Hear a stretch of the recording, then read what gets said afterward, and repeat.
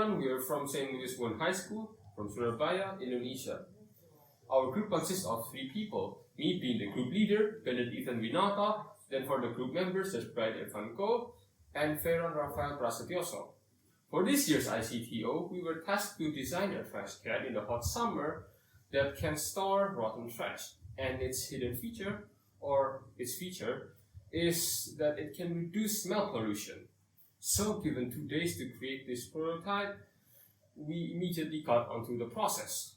Our first process is that we had to do thorough research on the solution to the main problem, and that is how to reduce the smell in the first place. Then, after finding lots of solutions and approaches, we picked the ones that are convenient and easy for day-to-day use. Then, for the second process, each of us designed our own designs of what the final product should look like. Again, this is just a draft or a hypothesis. Then, after we are all done with sharing our ideas, we looked at the flaws of every single design and we fixed them. And in the end, we took the best of each design and incorporated in the final design. Then, finally, we had to split our responsibilities. This is to increase productivity. And in the end, I am tasked with the making of the PowerPoint presentation. Bryan is responsible for the video editing, and Veyron is responsible for the materials and creating the physical prototype.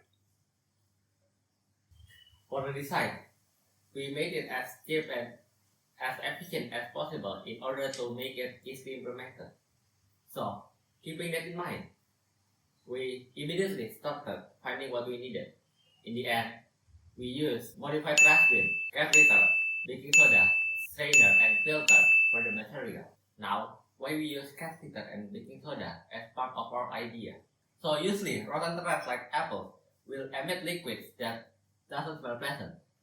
So, we use cat litter to absorb these liquids by putting the cat litter right under the trash bin, and the filter between the trash bin and the cat litter will separate the dry waste from the liquids. Secondly, I will talk about the baking soda. Generally, rotten trash that emits an unpleasant odor is acidic. Because the baking soda is alkaline, we use the baking soda as an ingredient to neutralize the pH of the trash that automatically reduces the bad smell of the trash. The best way to use the baking soda, in this case, is to spread the baking soda evenly. Therefore, we use a strainer to spread the baking soda by attaching the strainer to the trash can lid so that when the user closes the trash can, the baking soda automatically fall and spread into the trash can.